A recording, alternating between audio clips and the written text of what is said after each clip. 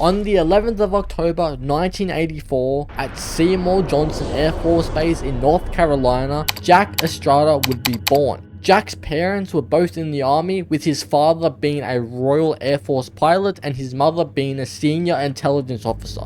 It was safe to say his upbringing was going to be in the army department. He ended up taking a big interest in the science department and discovered something fascinating about himself. He was able to recognize micro expressions and describe someone's history based on speech patterns and physicality. He loved the whole science behind being able to detect why someone is the way they are purely through speech. Later on though, because his parents weren't married, Jack would end up not being particularly fond of his father as he grew up, seeing him as nothing but a sperm donor, and chose to take his mother's last name, which was Estrada. Jack ended up being so good at making quick and accurate decisions in the science department at such a young age that he quickly moved into advanced science. He'd become so interested in forensic science and biochemistry that he ended up being the youngest intern to join the FBI's biometrics program in 2007. Jack would also go to university at Purdue University and graduate with a Bachelor of Science and a Master of Science and Biometrics in Forensics. About 3 years later, in 2010, he would secure a role as an agent in the SWAT division of the FBI and worked both in the field and in the lab. He was so emotionally intelligent that he joined the FBI's hostage rescue team and became the best at crisis management and negotiation tactics. His knowledge of knowing someone's history based on behaviors led to him creating the cardiac sensor, or the heartbeat sensor as we know it today. He also has several other prototypes that he continues to refine to this day. The first time he used a cardiac sensor was during a hostage operation involving the rescue of a man named Michael Somerset. Jack was the lead negotiator, and the use of the sensor led to a successful mission. Half a decade later, in 2015, Jack and a bunch of other FBI SWAT agents were recruited into Team Rainbow.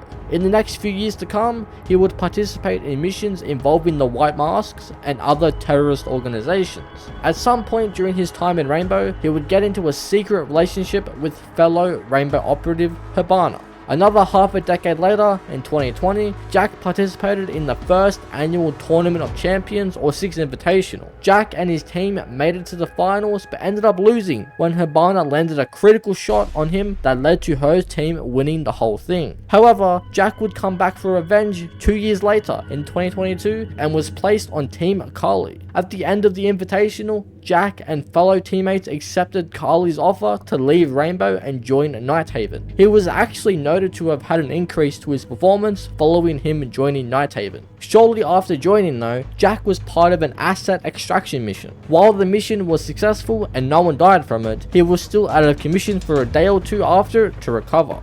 Just like Twitch, former director of Rainbow Harry Pandy performed a psychological assessment on Jack, and for the first time since he also joined Nighthaven, he was also assessed by Carly. During operations, Jack keeps his cool and consistently maintains sound judgment, so to meet someone with such boyish enthusiasm was an entertaining surprise for me. The conversation was a lively circuit of topics from biology, fighter jets and scuba diving to something his father built in his spare time: muscle cars. I honestly had never heard this term before. It completely baffled me. Jack had to show me pictures. We discussed his childhood fascination with biology and chemistry, that he wanted to be an astronaut, and jokes that he still might be. He's fascinated with the concept of alien life forms, which, upon mentioning it, prompted him to describe his deep-sea diving expeditions with bouncing excitement. What does make Jack quiet and contemplative is the mention of his mother. He becomes serious and there's a wistful tone in his voice. It was his mother who first noticed how good he was at deconstructing micro expressions. She encouraged free thinking and let him decide the pace of his academic studies.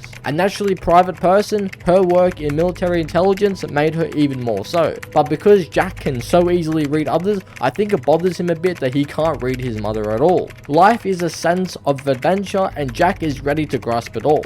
It's a healthy attitude and I wonder how his upbeat energy affects the group. Jack told me that he's working on being more in the moment, slowing time. He's striving to be more mindful. I asked if anyone in particular had encouraged his new point of view, but he avoided the question. Even under the most extreme conditions, Jack puts his team first. Naturally, they all speak highly of him. Jack says it's the caliber of his teammates that make him so dedicated. Jack and Thermite are close, but there is some professional rivalry between Jack and IQ. They seem to enjoy goading one another. I'm not concerned. If anything, it benefits Jack to be challenged once in a while. And of course, Carly had some things to say. Estrada was a gamble.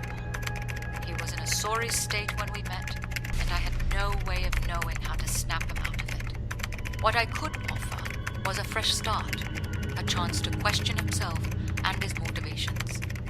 It's paid off. This transcript states that Pulse credits his recent performance spike to A, breaking up with Hibana, and B, affirming his bisexuality.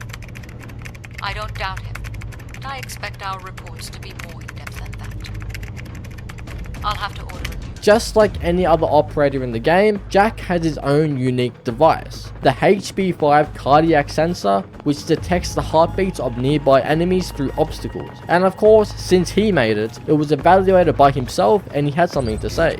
Hey Mira, as per your request, here are the specs for my HB5 cardiac sensor. In a nutshell, the sensor uses microwave radiation to detect heartbeats because microwave radar technology has enough fidelity to distinguish human from animal heartbeats. My device takes it a step further by allowing you to silence the heartbeat of friendlies. It still detects them, but it doesn't alert you in order to reduce the noise while information gathering. Now here's the caveat. I've already patented the HB series and the latest variations will be sent to various emergency management organizations to help locate survivors at disaster sites.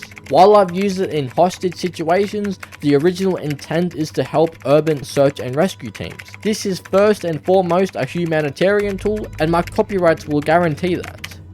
Twitch or Emmanuel was definitely one of the more interesting operators I researched, but after this video, I think Jack takes the cake for this one. I was mind blown the more I dived into Jack's background, and I hope you were too. But that is going to do it for this video. If you enjoyed and want more like this, please be sure to leave a like and subscribe if you're new for more content like this, and I will see you legends in the next one. Peace.